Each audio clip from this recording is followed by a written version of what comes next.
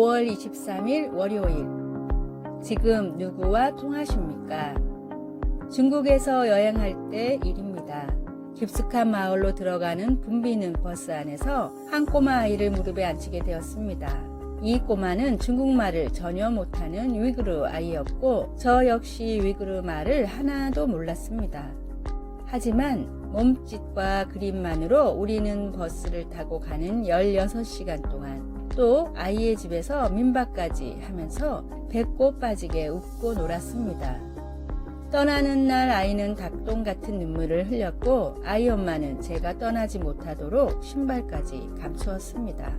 말은 단 한마디도 몰랐지만 의사소통은 물론 마음까지 주고받았습니다. 어떻게 그럴 수 있었을까요? 제가 얻은 답은 아주 간단합니다. 언어가 통하지 않으면 서로 무슨 이야기를 하고 있는지 주의 깊게 살피면 되고 열심히 들어주려고 노력하기 때문입니다. 그런 과정을 통해서 말이 아닌 마음이 통하기 때문입니다. 동물이나 식물하고도 이야기를 나눈다는데 사람끼리 다르다고 해봐야 얼마나 다르겠습니까? 진정한 대화는 서로의 마음이 통할 때 이루어집니다. 마음이 열려야 대화가 가능하게 되는 것입니다. 마음을 닫아버리면 아무리 많은 말을 해도 전혀 소용이 없습니다. 오늘의 말씀. 너희 말을 항상 은혜 가운데서 소금으로 맛을 냄과 같이 하라. 그리하면 각 사람에게 마땅히 대답할 것을 알리라. 골로새서 4장 6절. 오늘의 찬송 440장 어디든지 예수 나를 이끌면. 오늘의 만나. 진리의 복음을 전하기 위해서 필요한 것도 결국은 소통하는 마음입니다.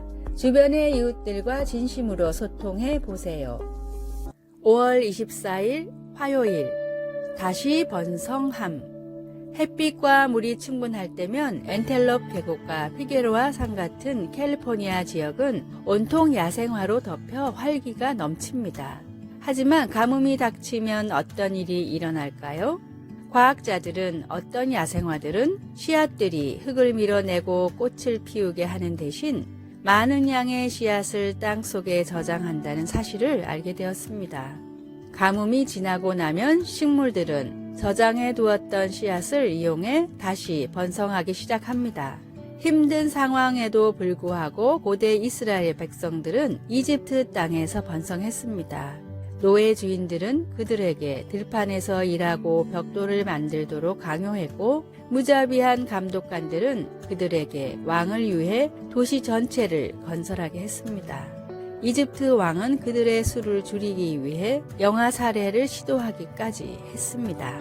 그러나 하나님께서 그들을 지켜주셨기 때문에 그들은 학대를 받을수록 더욱 번성하여 퍼져나갔습니다.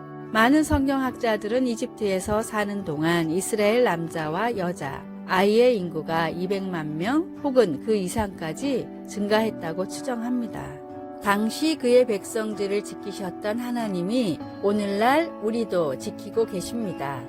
하나님은 어떤 환경에서도 우리를 도우실 수 있습니다. 말씀, 학대를 받을수록 더욱 번성하여 퍼져나가니 출애굽기 1장 12절. 찬송 300장 내 맘이 낙심되며. 기도 하나님 아버지, 때로는 앞으로 계속 나아가기가 너무 힘듭니다. 오늘 저의 필요를 채워주시고 성령님의 능력을 통해 견뎌낼 수 있도록 도와주소서. 아멘. 5월 25일 수요일. 여전히 그대로인 것. 주사기는 19세기 중반 프랑스에서 발명됐습니다. 현대의학 기술 발전에 혁명을 일으킨 것으로 평가받는 주사기는 몸통과 피스톤 그리고 바늘로 이루어져 있습니다.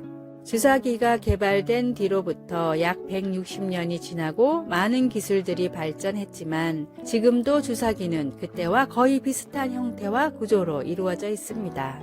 그 이유는 아무리 기술이 개발되고 새로운 이론들이 나와도 주사기는 초창기 그대로의 모습이 가장 효과적이기 때문입니다.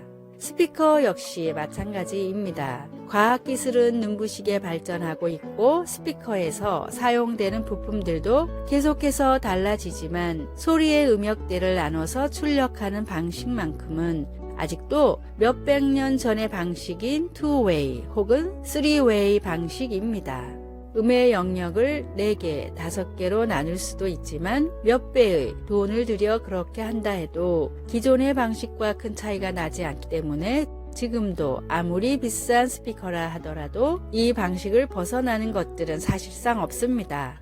이 역시도 수백 년의 역사 동안 이 방식이 가장 효율적이라는 것이 증명됐기 때문입니다. 세상이 달라지고 시대가 변해도 여전히 그대로인 것들이 있습니다. 시대를 초월한 진리는 변해서도 안 되며 바꾸려고 해서도 안 됩니다. 예수님의 십자가로 완성된 복음이 바로 모든 인간들이 믿어야 할 만고불변의 진리임을 항상 기억하십시오. 오늘의 말씀, 예수 그리스도는 어제나 오늘이나 영원토록 동일하시니라.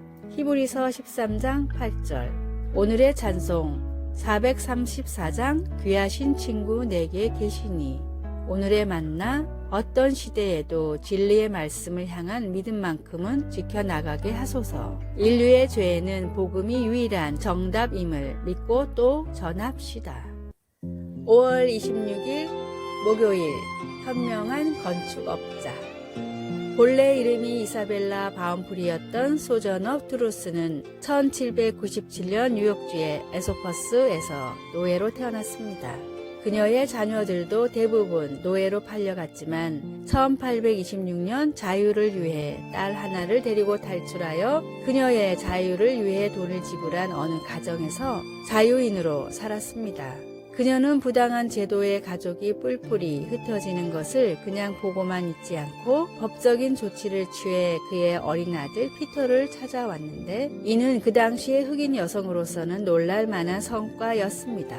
그녀는 하나님의 도움 없이는 자녀를 키울 수 없다는 사실을 깨닫고 그리스도를 믿는 신자가 되었고 후에 하나님의 진리의 기초 위에 자신의 삶이 세워졌다는 것을 보여주기 위해 이름을 소저너 트루스로 바꿨습니다. 잠언 14장을 기록한 솔로몬 왕은 지혜로운 여인은 자기 집을 세우되 이와 반대로 미련한 여인은 자기 손으로 그것을 허느니라 라고 말합니다. 하나님이 주신 지혜 덕분에 소저너에게는 격동의 시기에도 안전한 피난처가 있었습니다. 우리에게는 불의로부터 자녀를 구해야 할 일이 전혀 없을지도 모르지만 우리도 소저너가 사용한 것과 같은 기초 위에 곧 하나님의 지혜 위에 우리의 집을 지을 수 있습니다. 말씀, 지혜로운 여인은 자기 집을 세우되 미련한 여인은 자기 손으로 그것을 허느니라. 잠언 14장 1절. 찬송 204장 주의 말씀 듣고서. 기도. 하나님 아버지, 아버지의 영광을 나타낼 영원한 유산을 남기기 위해 아버지의 지혜를 저희에게 내려주소서. 아멘. 5월 27일 금요일, 마음의 모양이 있다면. 인디언들이 남긴 상형 문자 중에는 사람의 가슴 부분에 동그라미와 네모가 그려진 것들이 있습니다. 이 도형들은 사람들의 마음을 나타낸 것인데 하나같이 어린아이들의 마음은 네모로 어른들은 동그라미로 그려져 있습니다. 인디언들은 이 이유를 이렇게 설명합니다. 어린아이들은 작은 잘못을 저질러도 금방 뉘우칩니다. 양심의 가책을 받아 거짓말을 잘 못하고 금방 드러나기 때문입니다. 인디언들은 그 이유를 아이들의 마음은 네모로 되어 있어서 잘못을 하면 모서리에 찔려 참을 수가 없어서라고 생각했습니다. 반면에 그렇게 반복해서 죄를 짓고 잘못을 하다 보면 뾰족한 모서리가 닳아서 점점 동그래지는데 그래서 어른이 되면 더 이상 어린 시절과는 달리 거짓말을 해도 양심의 가책을 못 느끼고 잘못을 하고도 덮어두려는 경우가 많다고 생각했습니다. 우리의 어린 시절을 생각해도 비슷합니다.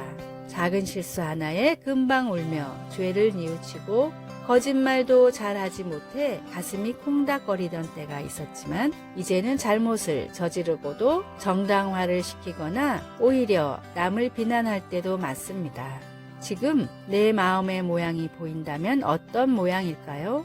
죄의 타성에서 벗어나 진리를 향한 통렬한 뉘우침이 있는 마음과 신앙을 가지십시오. 오늘의 말씀, 주께 힘을 얻고 그 마음에 시온의 대로가 있는 자는 복이 있나이다. 시편 84편 5절. 오늘의 찬송 252장 나의 죄를 씻기는. 오늘의 만나 조금씩이라도 죄에 빠지는 일들로부터 멀어지게 하소서. 양심의 가책을 어려워 말고 하나님 말씀으로 더욱 지킵시다.